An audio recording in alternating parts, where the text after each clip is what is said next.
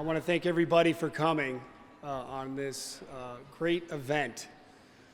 As you know, oftentimes we have these press conferences where it's at the scene of a tragedy, right? Or it's a scene somewhere where it's not such a great positive outcome. So we thought it would be only fitting, with everything going on in the world, if we had a press conference where we celebrated partnership of public safety coming together with just an amazing positive outcome. You've heard us talk about our drowning prevention for decades here in the city of Phoenix.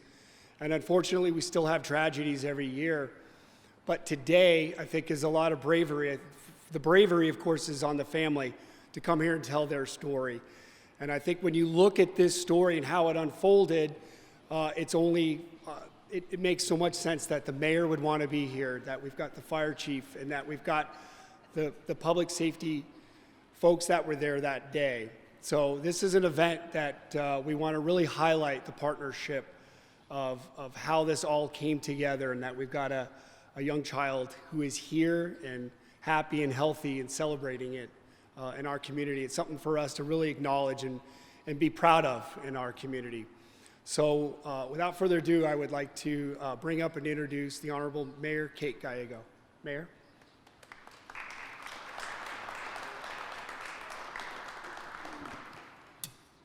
Good morning. I'm Phoenix Mayor Kate Gallego, and I am so excited to be with you here today to celebrate incredible teamwork and a success story.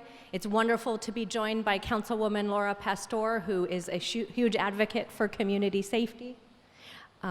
Today, we are going to talk about one of the most difficult things a parent could face, the near drowning of a child, and a success story in saving that child.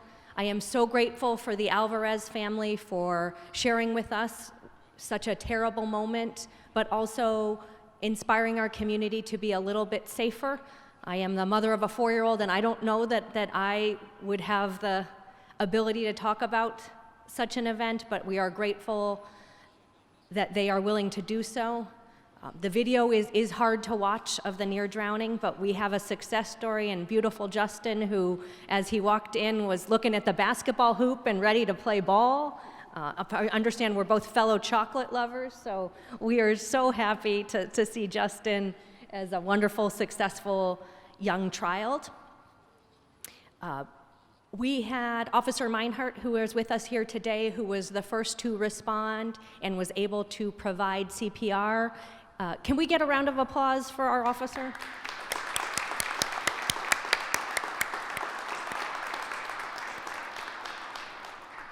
And then a team effort with Phoenix Fire and Dr. Chavel from Banner, who also helped make sure that Justin has a bright future and lots of hoops to shoot. I am very thankful that our police officers are trained and ready to handle these emergencies even before the fire personnel arrived. And we're very proud of fire personnel who handle far too many of these calls every year. This kind of collaboration and cooperation quite literally saves lives. When it comes to saving lives around water, the basics have not changed. It really does take just 1 second. We've heard horrific stories from many parents who have not had the same outcome. They lost track of a child for just a moment, or they left an immediate area, the pool, the bathroom, when a child is in the tub for just a moment. Kids are incredibly fast. My first weekend as mayor, I was at an event with Councilwoman Pastor in the Encanto neighborhood. I said hello to someone, and in just a second, my child was running off towards an ice cream truck in an area with traffic. It is hard to be a parent, and takes a lot of diligence. It's also important to know that around water, the splashes can be incredibly quiet. Most children don't fall in with a loud splash, that rather they slide underwater silently. It is hard to constantly keep track of a child. So put the odds on your side by making sure that pools have a barrier around them. Use self-closing, self-latching gates. Making sure one adult is always supervising children around any body of water, even if it's inside your own home. A bucket of water can damage a small child as badly as a pool could. The City of Phoenix is offering free swim lessons for those aged 3 to 12, and there'll be a new sign-up opening up on June 10th, so we encourage parents to take advantage of those free swim lessons as well. Enlist the help you need to keep your kids and your family safe around water. Thank you all for paying attention to this very important issue. We lose too many kids in the valley to drownings every year, but the City of Phoenix, our fire department, our police department are committed to doing what we can to promote water safety. We are so grateful for the Alvarez family for sharing their story and helping us keep kids safe in this community. While I am here as well, I do want to thank our first responders for one of the busiest weekends in city history. We had the largest response ever to a fire event this weekend, and it is still ongoing. I was at the site yesterday, and there were still 15-foot flames at the recycling facility that caught fire this weekend. Our firefighters worked in high winds, 110-degree temperatures, with support from departments all over the valley, as well as Phoenix Police, Phoenix Water Department, and our utility partners to get that fire under control. Thank you to all those who fought that very dangerous fire, and thanks to whom we did not have any loss of lives, although we did have firefighters, unfortunately, injured in that event. They continue to fight that fire, but we are looking forward to a successful outcome in that area. I next have the pleasure of introducing the woman who led that effort, as well as so many others ongoing in this difficult summer. Please welcome one of the busiest women in Phoenix, Fire Chief Erika Kalkbrenner.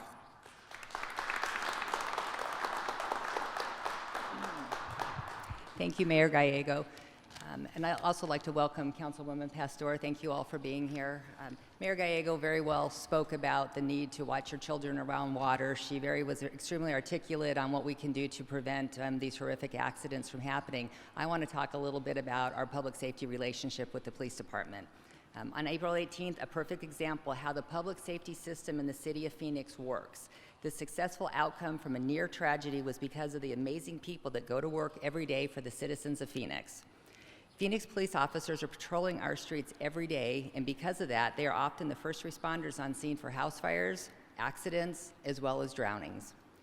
And on Sunday morning, that's exactly what happened. A Phoenix police officer was first on scene for a near drowning. The officer quickly started life-saving CPR while the fire trucks were rushing to the scene. Officer Meinhardt's actions gave Justin a fighting chance. Our firefighters quickly arrived, continued life-saving advanced life support, and quickly transported Justin to the nearest hospital. Today, we want to recognize those quick, heroic actions of our Phoenix Police Department and our Phoenix firefighters. This is why we train, and this is why we come to work, to make a difference in our community, as well as provide the highest level of care. I want to thank the Phoenix Police Department, Officer Meinhardt, the firefighters who performed their duties that day, just like they do every day. And I'd also like to thank Banner Thunderbird, Dr. Chavel, who provided the emergency services once we handed off the patient, and he was instrumental, obviously, in the success and the survival of Justin. So with that, I would like to introduce Executive Assistant Police Chief Mike Kurtenbach. Thank you.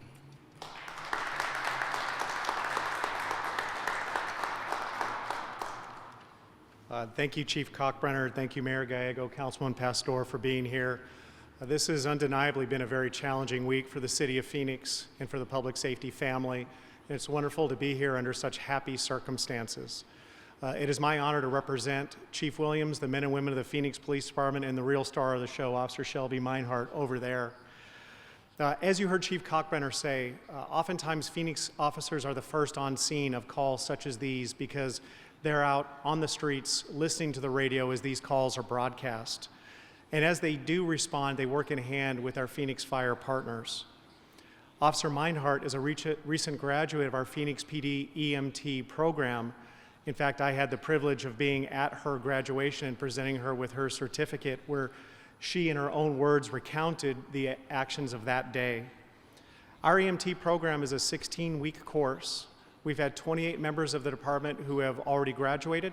We have 17 who are currently in the course and 18 who are scheduled to start on July 6th. Right now in the Phoenix Police Department, and most people don't think about this, but we have 45 EMTs and 6 paramedics. That's so important to our community during those critical minutes when perhaps Phoenix Fire is on their way, but if we have those officers that are actually on scene that can render aid.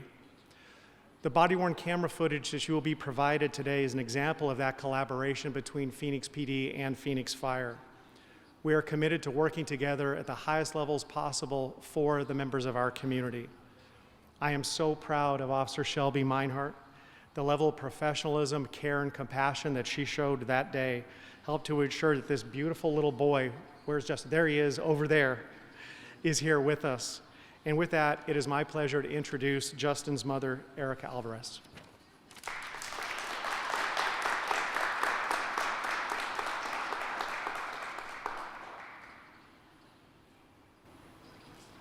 Good morning, everyone. I'm here today to share my experience and also let people know that it just doesn't happen. Thank you. I'm here today to share my experience and let people know that it just happen. It could happen to anybody, you know, loving, caring, attentive parents.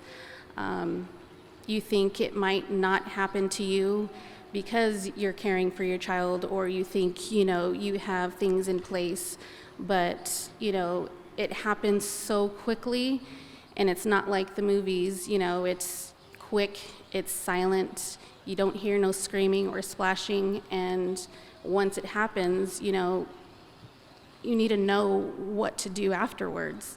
That's why it's so important to be educated on, you know, the risks of drownings. If I didn't know what to do, I don't think my son would be here today, you know, giving compressions, giving CPR, you know, making sure 911 is on his way. And I would like to thank everybody who was there that day, the first responders, police, you know, the nurses, doctors, everyone that helped save my son that day. And like I said, it's so important to know what to do when that tragic situation happens. You know, child safety, you know, you gotta make sure that you're focused and pray to God, you know, that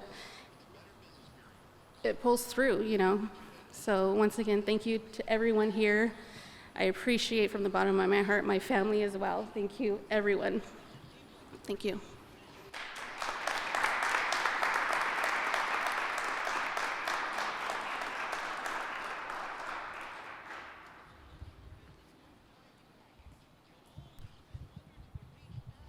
Hi, I'm Dr. Chavel. I'm one of the pediatric ICU and pediatric ER physicians at Banner Children's at Banner Thunderbird Medical Center.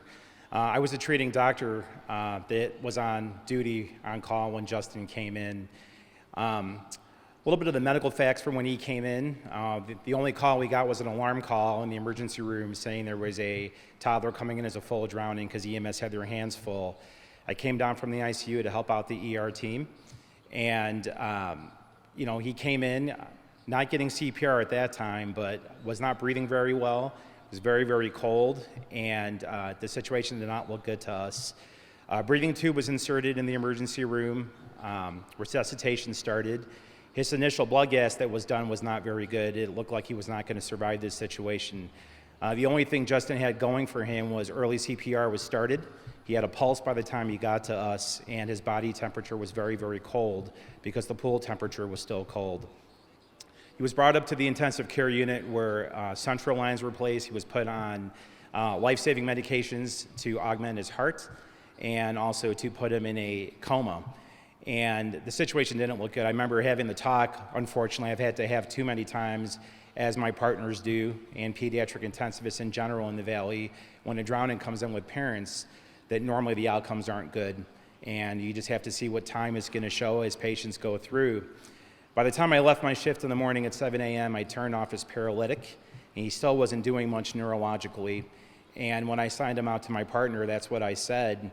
I think by noon or 1 o'clock, when she went in for another exam and tried to suction him, he reached up for his endotracheal tube, which shocked everyone. And I think by 4 or 5 p.m., his breathing tube was out. He was off the ventilator and eating chocolate pudding, asking for more. So, you know, it's this drowning in Phoenix or in the Valley is a big deal for all of us. No pediatric doctors like to deal with it. I know EMS doesn't like dealing with it. It's the worst part of their job is when a child comes in as a full arrest or a cardiac arrest, and especially a drowning, because it's something that's a shocking thing that happens. There's no advance warning like it's a kid that has some kind of disease. It's a very traumatic experience for everyone involved, from parents, police, EMS, staff in the hospitals, doctors, nurses, everyone.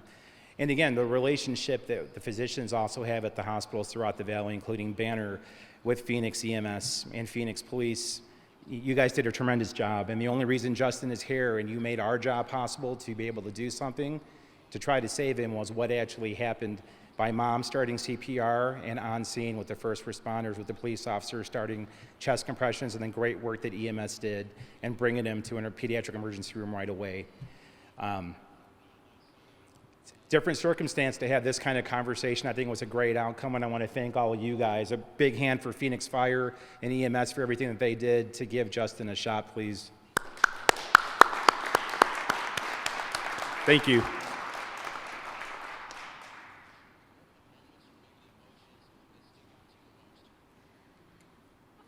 I'm Sgt Justice with Phoenix PD. I want to thank Erika Alvarez and her family for having the courage to come forward. As she stated, drownings can happen to anybody, and for her to come up here and show everybody an inside look at what happened to her family, I'm just so proud of her. Yes, thank you. And for the first time today, too, I know that Officer Meinhardt met Justin, but the firefighters behind me here have not met him yet. And so I think as we conclude this press conference, if you'd like to interview any of the folks that were here, you can approach them and interview them. And if you want to get any footage of the time we're now, we do, I know Phoenix PD and Fire, we brought a little swag bag for Justin, some hats and some stuff. So I think the firefighters are very excited to meet Justin. And I want to thank all of you for coming here today and everybody that decided to join us. Again, it's a great opportunity for us to show really the City of Phoenix what we do best in public safety on the streets, and this is one of those great examples. Thank you.